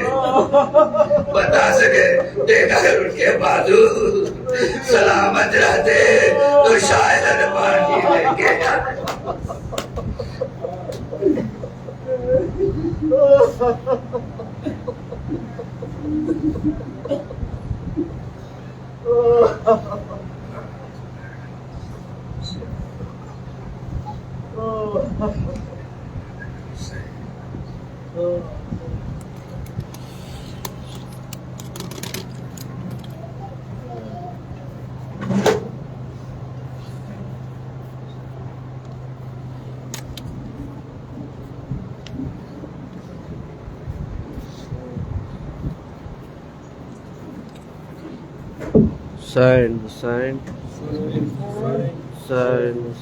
صاحب تلوار کی، صاحب تلوار کی، رن کو سواری چلی، رن کو سواری چلی، صاحب تلوار کی، صاحب تلوار کی، رن کو سواری چلی، رن کو سواری چلی، صاحب تلوار کی، صاحب تلوار کی، رن کو سواری چلی، رن کو سواری چلی، شہ کے علمدار کی، شہ کے علمدار کی، رن کو سواری چلی، رن کو سواری چلی، بچوں کو شاہ نے کہا، بچوں کو شاہ نے کہا،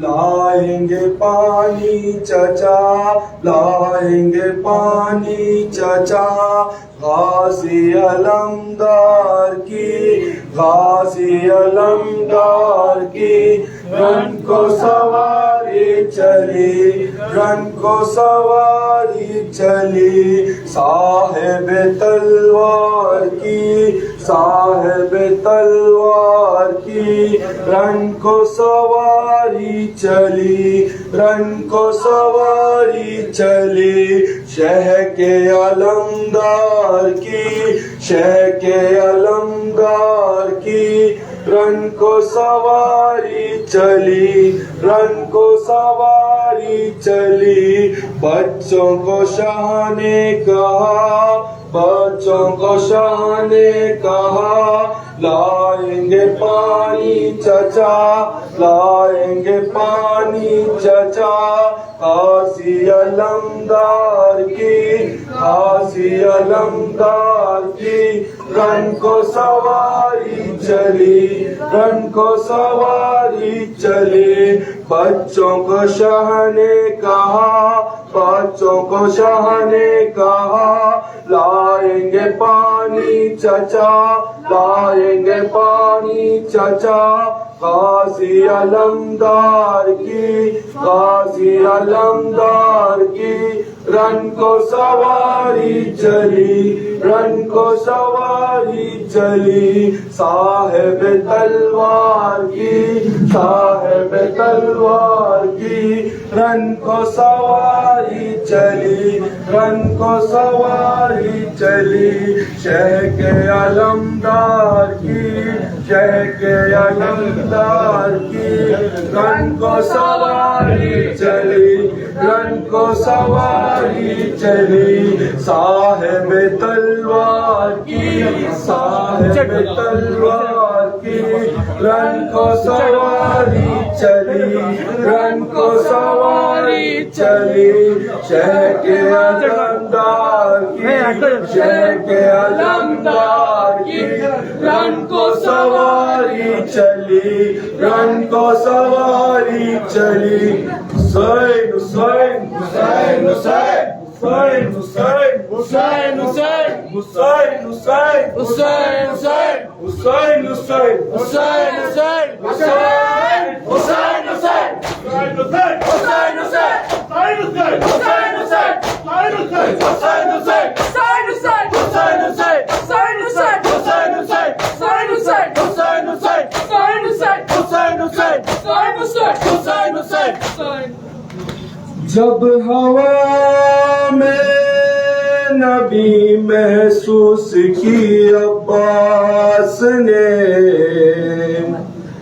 احتیاطم سانس رکھ لی عباس نے، موج کوثر سر اٹھا کر دیکھتی ہی رہ گئی،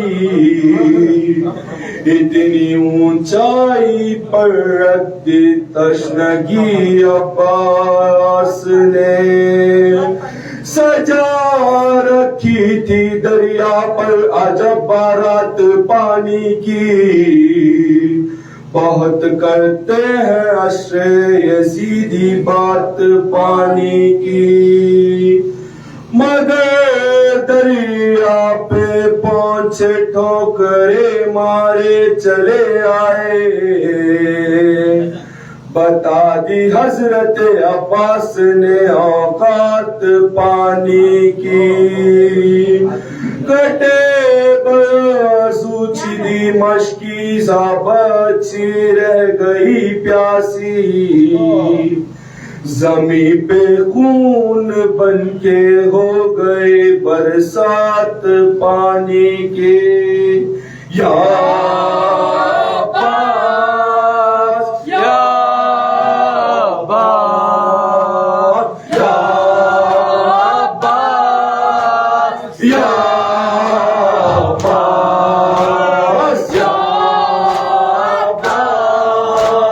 یا عباس یا علم کی بات چلی، جہاں بھی پانی و مشق و علم کی بات چلی، جہاں بھی پانی و مشق و علم کی بات چلی، علی کے لال کے قدموں تلے بارات چلی، وفائے عشق و محبت کی کائنات چلی، دعائے فاطمہ زہرا بھی ساتھ ساتھ چلی، علم کے دم سے آپ حیات پانی کی، جری کی جیت بھی اور موت پانی کی، یا عباس یا عباس یا عباس یا عباس، وہ ایک مشق جو سمیٹ کر نکلی، وہ ایک مشق جو کوثر سمیٹ کر نکلی، لبوں پہ اپنے سمندر سمیٹ کر نکلی، تبسم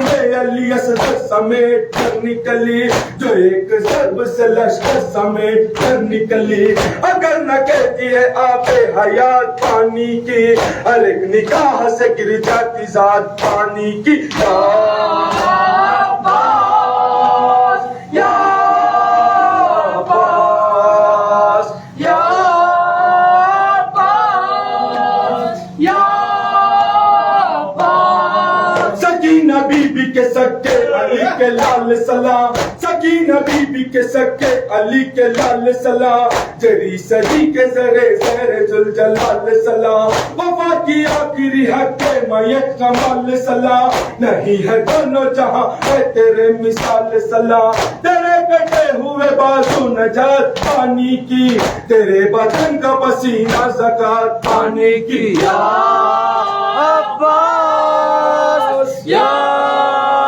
عباس یا عباس یا عباس، حمایت شاہ مظلوم میں پناہ عباس، حمایت شاہ مظلوم میں پناہ عباس، تباہ کا جرت و غیرت کا انتہا عباس، جناب زینب بے کس کا آسرا عباس، جناب زینب بے کس کا آسرا عباس، لبے فرات فخر تو نہیں لکھا عباس ہماری تشنہ لگی ہے فرات پانی کی حیات پیاسوں کی ترتیب وفات پانی کی یا عباس یا عباس یا عباس یا عباس حسین حسین میدان میں حسین کا غمخوار گر پڑا میدان میں حسین کا غمخوار گر پڑا میدان میں حسین کا غمخوار گر پڑا میدان میں حسین کا غمخوار گر پڑا ٹکرا گیا باغ وفا جان مرتضیٰ ڈوبا ہوا لہو میں ہے ارمان مرتضیٰ ہے پارا پارا نیل میں خران مرتضیٰ فوج خدا کہا ہے لمبار گر پڑا میدان میں حسین کا غمخوار گر پڑا میدان میں حسین کا غمخوار گر پڑا تنہا حسین ہو گئے اب نہیں رہا تشنا لبوں میں ساقیت و اثر نہیں رہا بیوی سکینہ اب میں غذا پر نہیں رہا فوج خدا کہا ہے لمبار گر پڑا میدان میں حسین کا غمخوار گر پڑا میدان میں حسین کا غمخوار گر پڑا درہ اٹھے گا غم سے بیابان کربلا روئے گی خون شام غریبان کربلا رسی میں بندے جائیں گے مہمان کربلا فوج خدا کہا ہے لمبار گر پڑا میدان میں حسین کا غمخوار گر پڑا میدان میں حسین کا غمخوار گر پڑا دریائے زندگی کا کنارہ نہیں رہا بے آس بیویاں ہے سہارا نہیں رہا تھا دل کو جس سے چین و پیارا نہیں رہا فوج خدا کہا ہے لمبار گر پڑا میدان میں حسین کا غمخوار گر پڑا میدان میں حسین کا غمخوار گر پڑا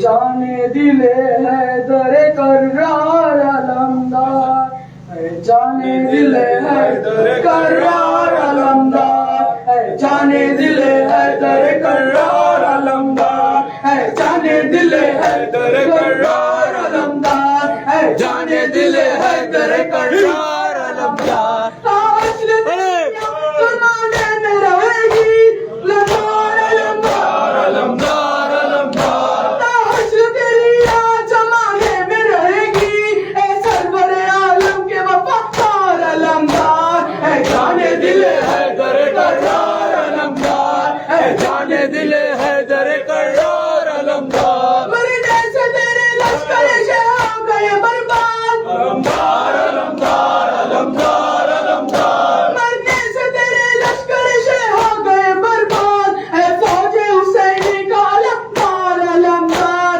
اے جانے دل حیدر کرار علمدار اے جانے دل حیدر کرار علمدار لاشے پہ کرے سرور عالم کا بلا ہے علمدار علمدار علمدار علمدار لاشے پہ تیرے سرور عالم کا بلا ہے اے میرے مصیبت کے مددگار علمدار اے جانے دل حیدر کرار علمدار اے جانے دل حیدر کرار علمدار دکھلا تو پھر ایک بار مجھے چاند سی صورت علمدار علمدار علمدار علمدار دکھلا تو پھر ایک بار مجھے چاند سی صورت میں چاہوں تیرے طالب دیدار علمدار اے جانے دل حیدر کرار علمدار اے جانے دل حیدر کرار علمدار دریا سے اٹھا بھائی کی امداد کو علمدار علمدار علمدار علمدار دریا سے اٹھا بھائی کی امداد کو دنیائے الوے کا سنا چار علمدار اے جانے دل حیدر کرار علمدار اے جانے دل حیدر کرار علمدار حشر تیری آج زمانے میں رہے گی علمدار علمدار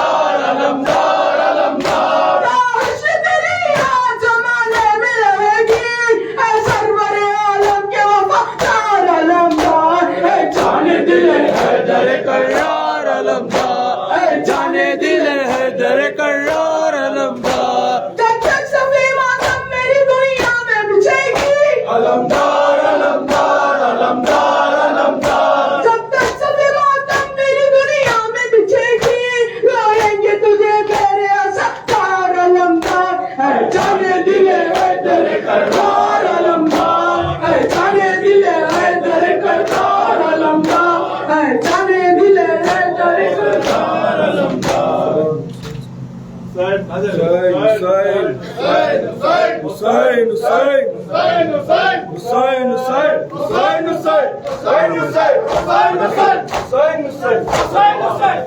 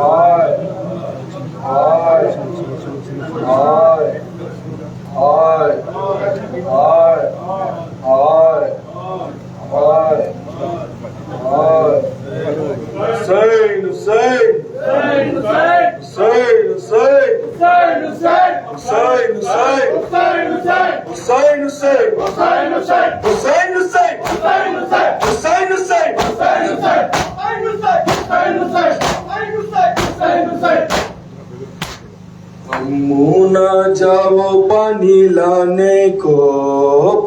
لانے کو، تنہا ہوں میں رہ پاؤں گی، آئے گا شمر قید کرنے کو، بچی ہوں میں ڈر جاؤں گی، امو نہ جاؤ پانی لانے کو،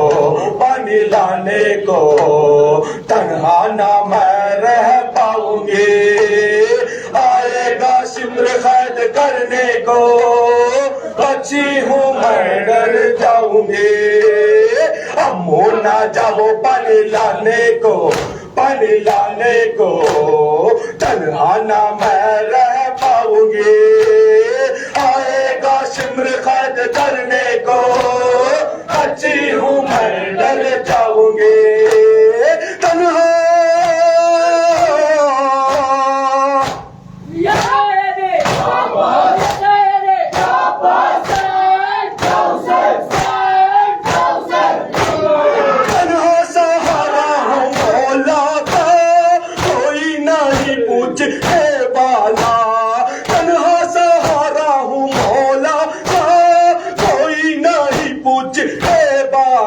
اللہ ان کی کمر ٹوٹ جائے گی، کس طرح میں جی پاؤں گی، امو نہ جاؤ پانی لانے کو، تنہا نہ میں رہ پاؤں گی، آئے گا شمر قید کرنے کو، بچی ہوں میں ڈر جاؤں گی، امو نہ جاؤ پانی لانے کو، درد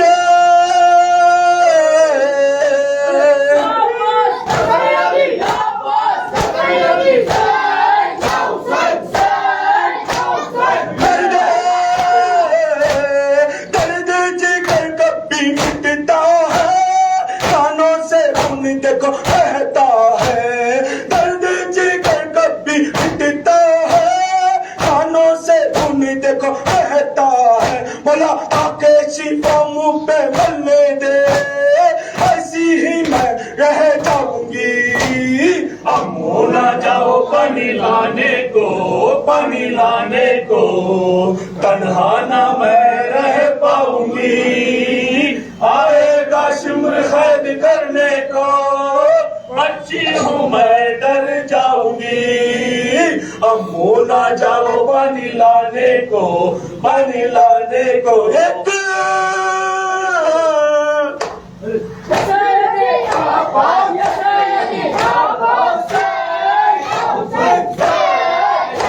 ایک مشک پانی سے کیا ہوگا ایک پیلا سارا سب پیاسا ایک مشک پانی سے کیا ہوگا ایک پیلا سارا سب پیاسا اللہ کاسی ہی میں رہ جاؤں گی کاسی ہی میں مر جاؤں گی امو نہ جاؤ پانی لانے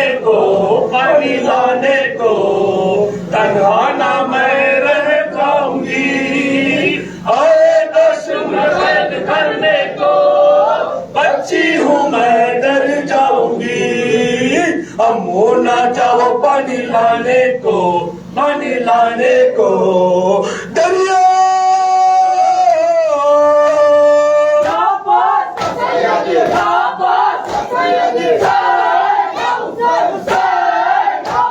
دریا پہ دشمن کا ڈرتا ہے کیا ہو گیا یہ خدا جانے دریا پہ دشمن کا ڈرتا ہے کیا ہو گیا یہ خدا جانے اللہ پانی زہر بن جائے گا تم کو نہ میں دیکھ پاؤں گی امو نہ جاؤ پانی لانے کو تنہا نہ میں رہ پاؤں گی آئے گا شمر قید کرنے کو بچی ہوں میں ڈر جاؤں گی امو نہ جاؤ پانی لانے کو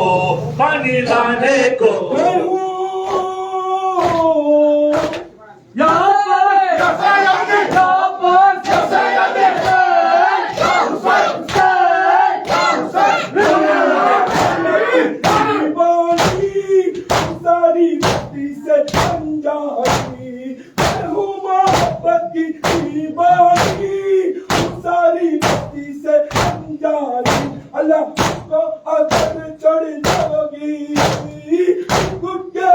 مر جاؤں گی امو نہ جاؤ پانی لانے کو تنہا نہ میں رہ پاؤں گی آئے گا شمر قید کرنے کو بچی ہوں میں ڈر جاؤں گی امو نہ جاؤ پانی لانے کو درد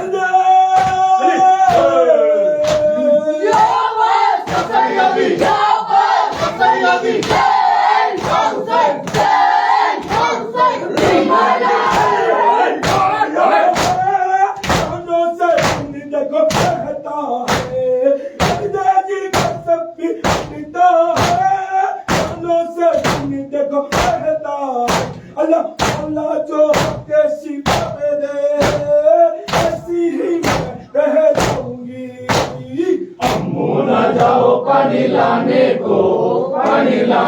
کو تنہا نہ میں رہ پاؤں گی آئے گا شمر قید کرنے کو بچی ہوں میں ڈر جاؤں گی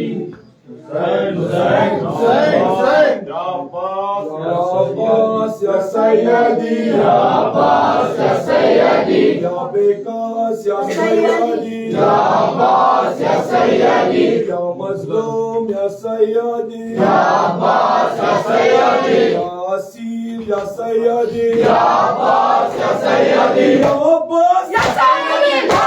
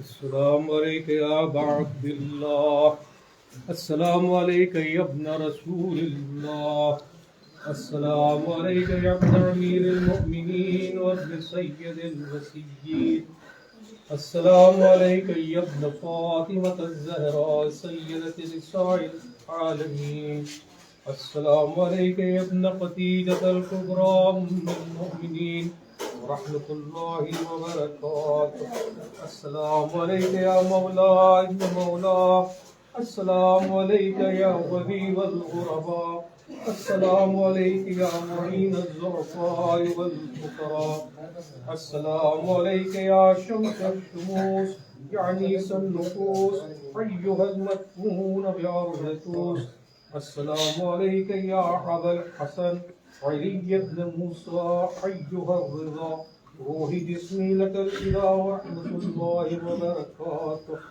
السلام علیکم یا آقا یا صاحب العصر والزمان، السلام علیکم یا خلیفۃ الرحمن، السلام علیکم یا شریک القرآن، السلام علیکم یا مظہر الایمان، السلام علیکم یا امام الانس والجان، عجل اللہ تعالی فرجک وسہل اللہ تعالی مخرجک وظہورک، السلام علیکم یا علم الفضل العباس یا ابن امیر المؤمنین وقاسم ابن الحسن ومسلم ابن عقیل وخانی ابن عروہ والحبیب ابن مظاہر والحر الشہید ریاحی، السلام علیکم یا سادات موالی جميعا شهداء كربلاء ورحمة الله وبركاته.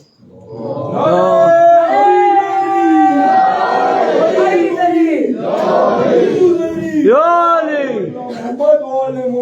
اللهم صل على محمد وعلى محمد.